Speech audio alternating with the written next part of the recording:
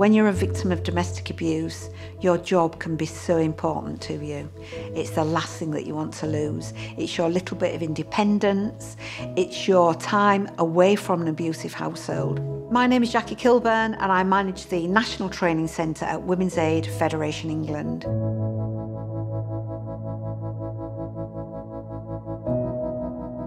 At Women's Aid, we deliver a lot of training, and if you're training social workers, that's different to training police officers, different to training health professionals, because if they don't have that understanding, they don't give the right response. When it comes to who we train and who is it really important to get the message across to, I will say everyone, because everyone is part of that equation.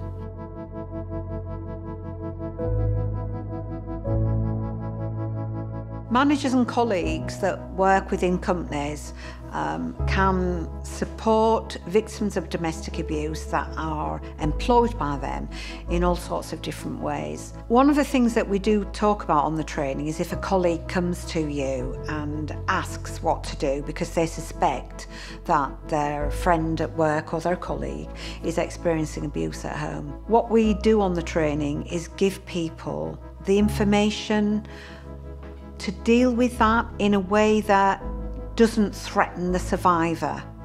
So what we will say is, if that person is distressed or upset and or late for work and you believe it's because of the fact that they're living with abuse, it's okay to say things like, is everything okay at home? I've noticed that you've been really unhappy lately, your concentration isn't as it was. Is there anything that I can support you with? I'd really like to help you.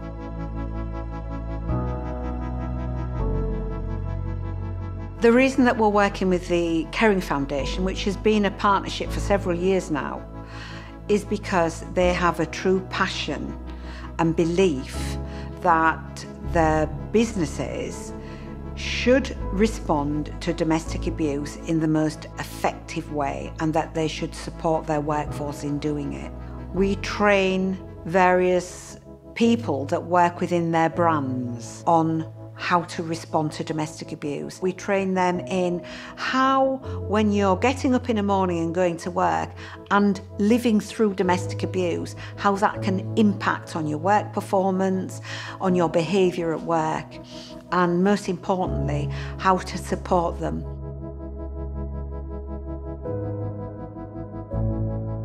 Changing hearts and minds and people's perceptions is a massive thing for me.